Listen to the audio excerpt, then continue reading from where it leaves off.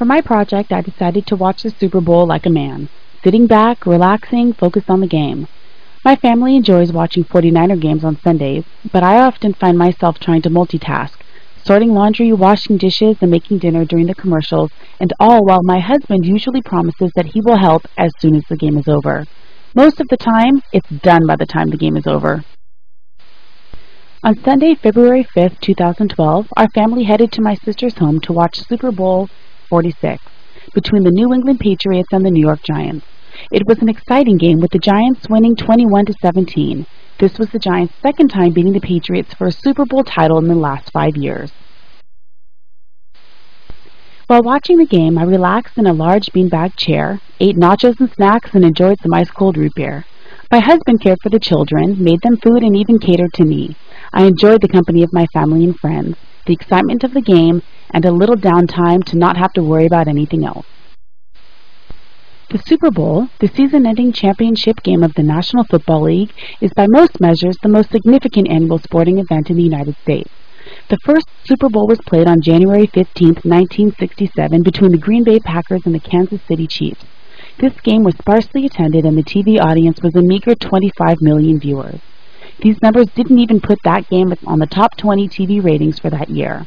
In contrast, according to preliminary results of the Nielsen Company, the 2011 broadcast of Super Bowl 45 on Fox had an average audience of 111 million viewers, surpassing the 2010 broadcast of the Super Bowl, and thereby breaking the record yet again for the most-watched television program of all time in the U.S. As football is a physical, violent, and somewhat complicated sport, it has traditionally been played and viewed by men. That perception is changing, although men still make up all of the players and personnel in the NFL, and men remain the predominant fans and viewers. The discrepancy between the number of females and males watching the Super Bowl has been getting smaller over the last decade, according to demographic data from Nielsen Media. According to Nielsen data, total Super Bowl viewership by women has increased by 3%, or more than 3 million viewers since 2002. Historically, professional American football has consisted of only male players and coaches.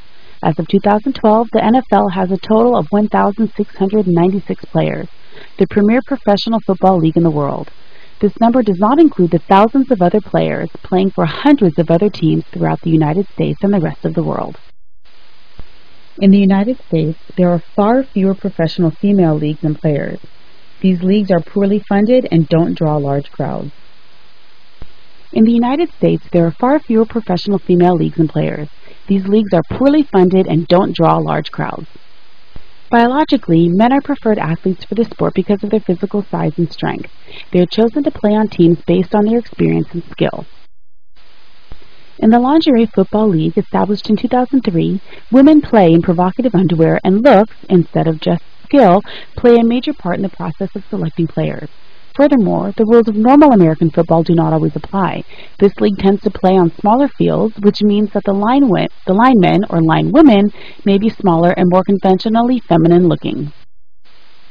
Liberal feminists would find this kind of exhibition sport offensive.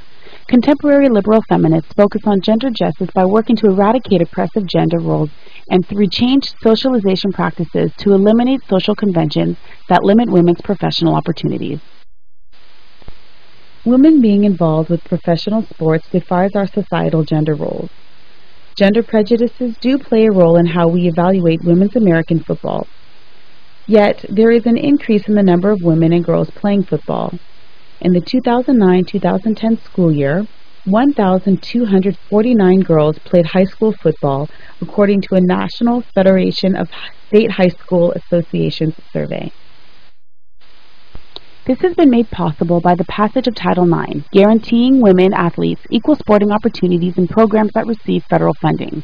Many women in sports now have a vision that someday they will receive extensive media coverage and receive the same status as male athletes. Media coverage of football games, including the Super Bowl, is geared toward men. Evidence is found in the commercials shown during the games. As I watched the highly anticipated commercials, I found that most of them were intended to appeal to men's sense of machismo, humor, or sexuality. NOLA.com posts a list of commercial names and links that make viewing the videos of blatant female objectification easily accessible. Some of the racier commercials this year were sponsored by GoDaddy.com, Teleflora, and Fiat 500 Abarth. The only commercials that seemed to be targeted at a female audience were for Dannon Yogurt and for H&M Bodywear. I have not participated in watching the Super Bowl in the past because I'm usually just too busy to commit any time to watching sports.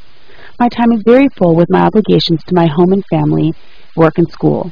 I rarely watch television, and I certainly do not have time to invest in learning the teams, players, and statistics of the NFL.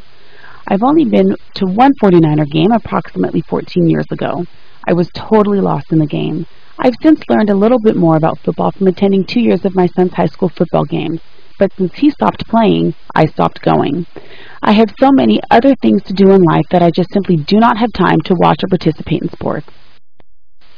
I found watching the Super Bowl this year challenging for several reasons. Firstly, I was very tired and forced myself to stay awake during the game when I usually like to squeeze in a Sunday afternoon nap to catch up on the sleep that I missed during the previous week. More than half of American women, 60%, say that they only get a good night's sleep a few nights a week or less.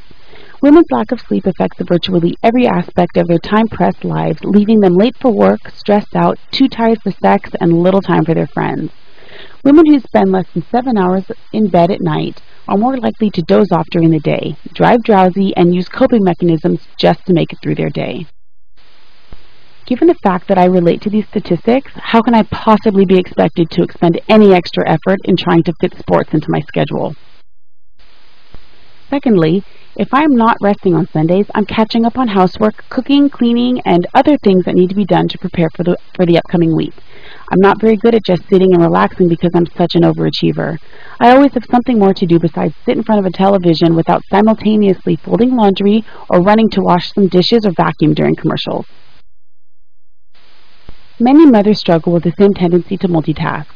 One study published in the journal American Sociological Review finds that working mothers spend about 10 hours a week more multitasking than do working fathers. While dads are more engaged than ever in home life, the research reveals that moms still shoulder a heavier burden, said study researcher Barbara Schneider, a sociologist at Michigan State University. Thirdly, my husband was less excited about this year's Super Bowl game because his favorite team, the 49ers, was just a game shy of playing in the championship. I suppose the game was somewhat lackluster because he was less enthusiastic about it, and I enjoy seeing him being passionate in his leisure activities. Finally, I just do not know very much about football. I find the many positions, players, rules, and penalties to be difficult to remember, especially when I have so many other more important things to worry about in life. I can see how football can be really fun to watch, especially with better knowledge of the game. It's fast-paced, intense, colorful, and emotionally charged. My husband really appreciated that I took the time to sit with him and watch the Super Bowl.